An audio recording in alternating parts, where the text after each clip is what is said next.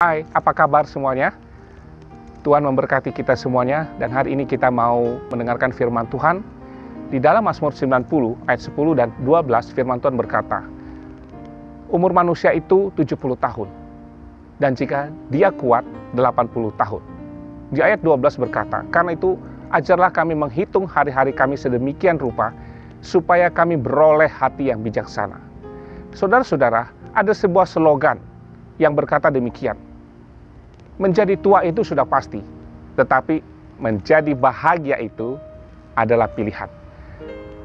Banyak orang yang tidak tahu untuk apa dia hidup di dalam dunia ini. Orang selalu mencari kebahagiaan. Kebahagiaan diukur dengan uang. Karena itu dia berusaha dari pagi sampai malam, berusaha mencari uang, uang, dan uang. Banyak orang juga yang berusaha untuk menjadi kaya raya, sehingga sebutannya bukan lagi jutawan, tetapi milioner.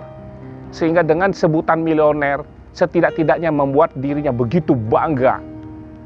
Orang akan menganggap dia sebagai orang yang berhasil. Orang akan menghormati dia. Dan dia punya wibawa yang luar biasa.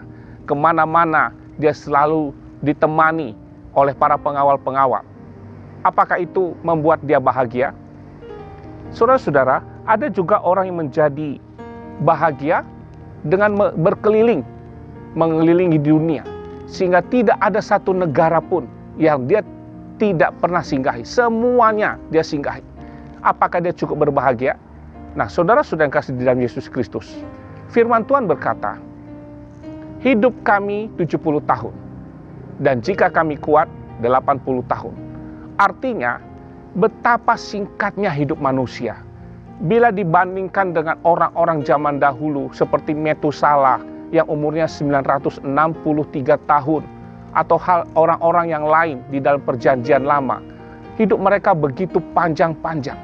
Tapi hari-hari terakhir ini kita melihat hidup manusia begitu singkat sekali. Ada yang usia 40 tahun lebih sudah dipanggil Tuhan. Ada yang usia 50 tahun sudah dipanggil Tuhan. Banyak orang yang menghabiskan hidup mereka pada saat usia mereka masih tergolong muda. Walaupun tidak jarang ada orang yang umurnya 93 tahun baru dia dipanggil Tuhan. Ada usianya yang begitu singkat.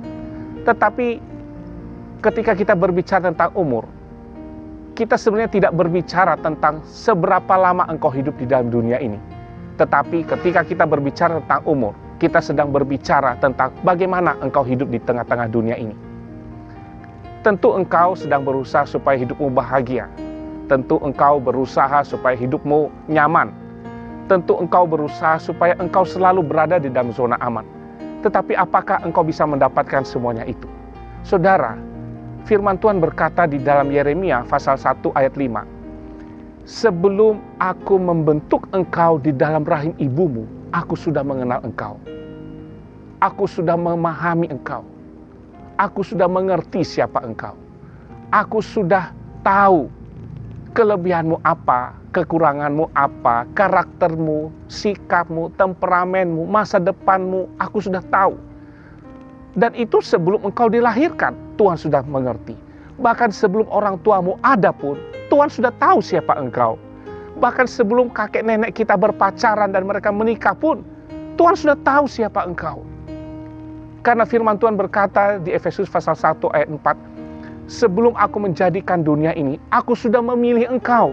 Berarti engkau sudah ada sebelum dunia dijadikan. Begitu hebatnya Tuhan menempatkan kita di dalam posisi yang begitu mulia di hadapan Tuhan. Karena Tuhan sudah tahu siapa engkau. Nah, saudara-saudara yang kasih dalam Yesus Kristus, saya pun ingin bahagia. Saudara-saudara juga ingin berbahagia. Tetapi apa yang harus kita lakukan supaya kita mendapatkan kebahagiaan yang sejati ketika kita hidup di dalam Tuhan? Walaupun hidup begitu singkat, firman Tuhan berkata, hidup manusia itu seperti bunga rumput yang pagi hari mekar dan pada sore hari lisut dan layu. Artinya begitu singkat sekali hidup manusia.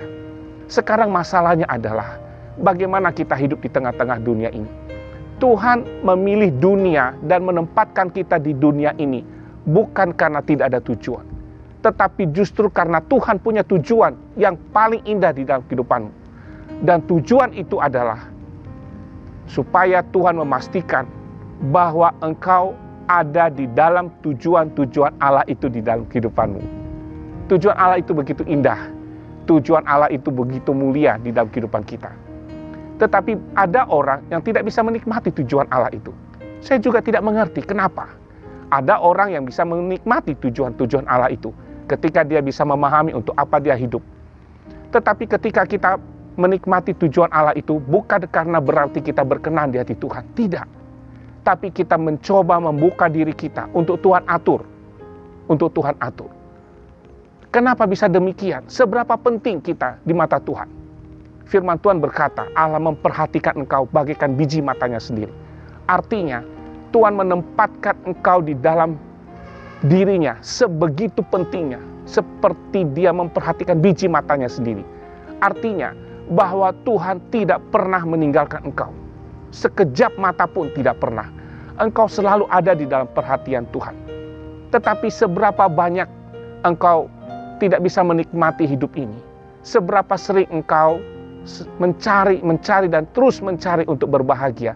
Engkau mendefinisikan kebahagiaan itu kalau engkau punya uang banyak. Engkau mendefinisikan kebahagiaan itu kalau engkau punya nama. Engkau mendefinisikan kebahagiaan itu ketika orang-orang mengenal engkau.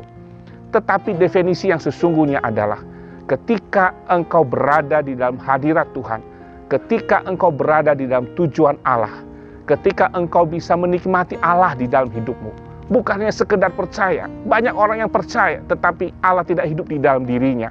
Banyak orang yang datang ke gereja, tetapi belum tentu Allah yang sama, yang kita sembah itu ada di dalam hatinya. Sebelum saya menjadi orang Kristen, orang tua saya sudah jadi Kristen. Kakek nenek saya sudah jadi Kristen. Apakah kekristenan itu bisa membuat kita bahagia? Belum tentu juga. Jadi tidak ada sebuah standar nilai yang kita bisa jadikan apakah kita bahagia atau tidak, selain ketika kita berada di dalam Tuhan. Nah, firman Tuhan memastikan bahwa engkau ada di dalam Tuhan. Bagaimana mengisi hidup ini supaya ada sebuah kebahagiaan yang bisa kita nikmati di dalam kehidupan kita walaupun kita berada di dalam dunia ini. Firman Tuhan berkata di dalam Filipi pasal 4 ayat 8. Segala yang baik, segala yang benar, segala yang disebut dengan kebajikan dan patut dipuji, pikirkanlah semuanya itu. Artinya setidak-tidaknya ketika kita mau menikmati kebahagiaan di dalam dunia ini, pikirkanlah segala sesuatu yang positif di dalam hidup kita. Jangan pernah membiarkan hal-hal negatif masuk di dalam otak kita. Jangan pernah membiarkan hal-hal yang tidak baik masuk di dalam hati kita. Karena itu membuat engkau tidak berbahagia. Karena itu membuat engkau justru berpikiran negatif terus. Karena itu akan membuat engkau tidak bisa menikmati hidup ini. Tuhan kepingin engkau menikmati hidup ini ketika engkau berada di dalam dunia.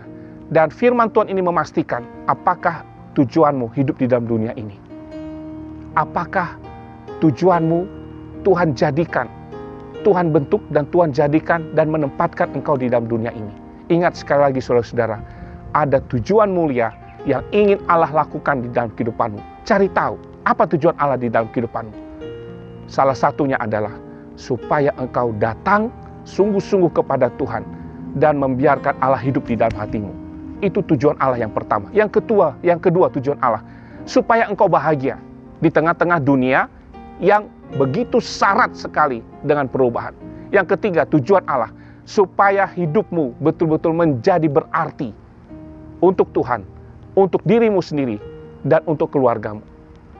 Kiranya Tuhan memberkati kita, dan firman Tuhan ini dimeteraikan di dalam hati kita semuanya. Tuhan memberkati kita semuanya. Haleluya. Shalom.